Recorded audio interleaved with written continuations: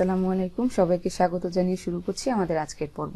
আজকের পর্বে আমাদের টপিক হচ্ছে ফর্ম মেকিং, অর্থাৎ যারা আপনারা লাস্ট ক্লাসে ফর্মের ইনপুট টাইপটা খুব ভালোভাবে প্র্যাকটিস করেছেন তাদের জন্যই আজকের ক্লাসটা। যারা মিস করেছেন ডেফিনেটলি ডেসক্রিপশন এবং আই বাটনটা চেক করবেন।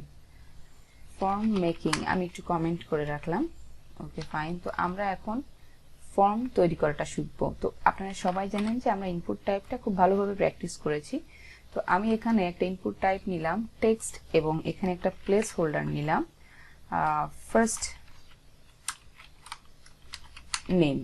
ওকে, এখন আমি আরো কতগুলো ইনপুট টাইপ নিব, যেমন ইনপুট টাইপ নিলাম পাসওয়ার্ড, ইনপুট টাইপ নিব পাসওয়ার্ড এবং প্লেস হোল্ডার দিব পাসওয়ার্ড। ওকে, এখন যদি আরো কিছু ইনপুট টাইপ নিতে চাই, সাপোজ এখন যদি আমি এই ফর্মটাকে সাবমিট করতে চাই, ইনপুট টাইপ সাবমিট, আপনারা জানেন ইনপুট টাইপ সাবমিট হবে যদি সাবমিট করতে চাই, এবং এটার একটা ভ্যালু অ্যাড করি। কারণ ভ্যালু অ্যাড কেন করব সেটা যদি একটু ব্রাউজারও ভিজিট করে দেখি, দেখেন এখানে সাবমিট কোয়ারি লেখা আসছে। বাই ডিফল্ট এটা কি লেখা আছে? Submit query. আসলে আমি এই লেখাটাকে যদি একটু চেঞ্জ করতে চাই তাহলে আমি কি অ্যাড করব? ভ্যালু অ্যাড করব সেন্ড আস। ওকে, তো আমি যদি এখন কন্ট্রোল এস দিয়ে সেভ করি, ভালো কথা, দেখেন এখানে কিন্তু আমি জাস্ট সেন্ড আসে ক্লিক করলে বাটনটি সাবমিট হবে, ব্যাপারটা এরকম। তো আমি এখানে ফার্স্ট নেম নিয়েছি, পাসওয়ার্ড নিয়েছি এবং সেন্ড আস নামে একটি বাটন নিয়েছি। এখন দেখেন আমি যদি এই ফর্মটাকে সাবমিট করতে চাই, তাহলে আমাকে এখানে কি লিখতে হবে? দিলাম এনলাইট, পাসওয়ার্ড দিলাম কোডিং বা যা কিছু। এখন এটাকে সেন্ড আসে ক্লিক করলে এটা কি সাবমিট হচ্ছে? আমি বোঝাতে চাচ্ছি আমাদের এই যে ব্রাউজারটা আছে এটা কি রিলোড হচ্ছে? দেখেন আমি যখন ব্রাউজার রিলোড করছি তখন কিন্তু ব্রাউজার রিলোড হচ্ছে, এখানে যে টাইটেলটা আছে সেটা কিন্তু বোঝা যায় যে কখন রিলোড হয়। বাট যখন আমি সেন্ড আসে ক্লিক করছি তখন কিন্তু আমার ব্রাউজার রিলোড হচ্ছে না। অর্থাৎ আমার ফর্মটা আসলে কি হওয়া উচিত ছিল, যখন আমি সেন্ড আসে ক্লিক করব তখন আমার ব্রাউজার রিলোড হয়ে আমার ফর্মটি সাবমিট হয়ে যাবে। এটাই ছিল আসল ব্যাপার। বাট এখন কি আমার ফর্মটা সাবমিট হচ্ছে? না, আমার ফর্মটা আসলে সাবমিট হচ্ছে না। এই ফর্ম সাবমিট না হওয়ার জন্য আমাদেরকে একটি ট্যাগ ব্যবহার করতে হয় যার নাম ফর্ম। ওকে, ফর্ম ট্যাগ ব্যবহার করার মাধ্যমে আমরা এই ট্যাগ ফর্মটাকে সাবমিট করতে পারবো। অর্থাৎ আপনারা সবাই জানেন যে আমরা ফেসবুক বলেন, টুইটার, লিঙ্কডইন, যা কিছু আমাদের কি করতে হয়, একটা ফর্ম ফিল আপ করতে হয়। এই পুরো ফর্মটা অর্থাৎ first name, last name, gender, date of birth, password, email, এই ফোন নাম্বার সবকিছুই, পুরা ব্যাপারটা অর্থাৎ আপনার পুরো বিষয়টাই এখানে যে দেখতে পাচ্ছেন ফেসবুকের মধ্যে, এই পুরো ব্যাপারটাই একটা ফর্ম ট্যাগের মধ্যে রাখা।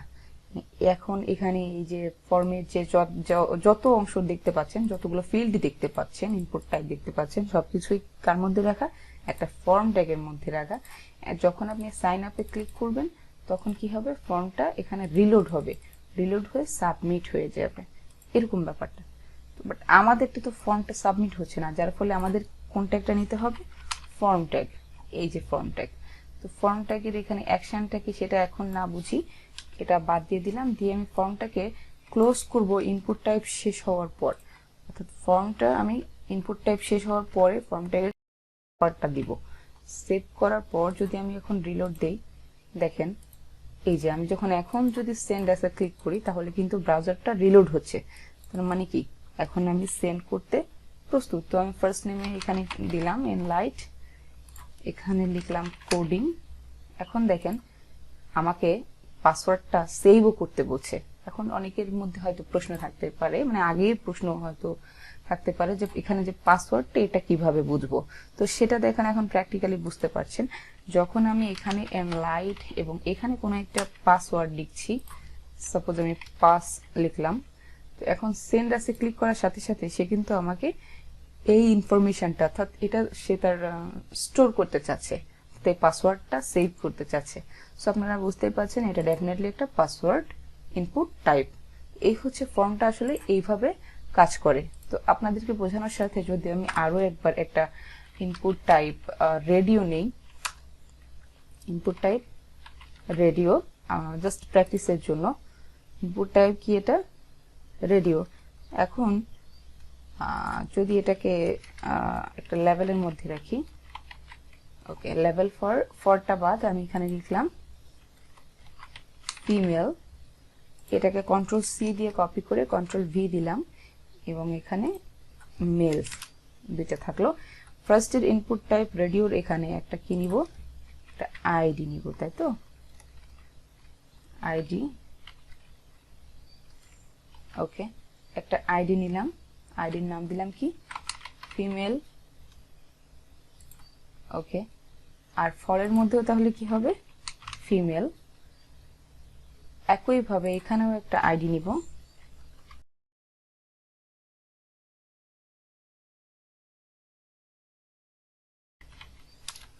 আইডি হবে যার নাম মেল। ওকে, কন্ট্রোল এস দিয়ে সেভ করলাম এবং এখন যদি রিলোড দিয়ে দেখেন ফিমেলও আসছে, মেলও আসছে। বাট এখন কি হচ্ছে? দুইটাই সিলেক্ট হয়ে যাচ্ছে, তাই তো? আমাদের প্রবলেম হচ্ছে এখন আমাদের দুইটাই সিলেক্ট হয়ে যাচ্ছে। এখন আমরা জানি যে এটা, এই সমস্যার সমাধান করার জন্য আমাদেরকে কি করতে হবে? একটা নেম অ্যাট্রিবিউট নিতে হবে, তাই তো? একটা নেম অ্যাট্রিবিউট নিতে হবে। ওকে, তো আমি এই দুইটা সিলেক্ট করে এখানে একটা কি করব? নেম অ্যাট্রিবিউট অ্যাড করলাম, যার ভ্যালু দিলাম জেন্ডার। কন্ট্রোল এস দিয়ে সেভ করি। এখন যদি রিলোড দিই দেখেন এটা কাজ করছে। অর্থাৎ যে কোনো একটা আপনি সিলেক্ট করতে পারছেন, সিলেক্ট করে আপনি সাবমিট করলে আবার এটা রিফ্রেশ হয়ে যাচ্ছে। যখন আপনি সাবমিট করছেন তখন এটা রিফ্রেশ হয়ে যাচ্ছে। ওকে, এই হচ্ছে একটা form tag practice. I hope আপনারা এটা প্র্যাকটিস করবেন। এবং আমি তো শুধু এখানে 3টা ফর্ম ট্যাগ নিয়ে ইনপুট টাইপ দেখিয়েছি। যেমন এখানে আপনারা ইনপুট টাইপ আবার চেকবক্স দিয়ে ট্রাই করবেন। যেমন সেভ করি, এখন এই যে চেকবক্স দেখছেন। তো আমি এখানে যদি কমপ্লিট ফর্মটা একটু ফিল আপ করি, এনলাইট, পাসওয়ার্ড দিলাম, ফিমেল দিলাম, ওকে।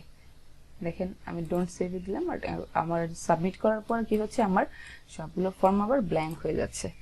আই হোপ আপনারা খুব ভালোভাবে প্র্যাকটিস করবেন এবং এই ফর্ম ট্যাগ নিয়ে আপনাদের আর কোনো কনফিউশন থাকবে না। Thank you.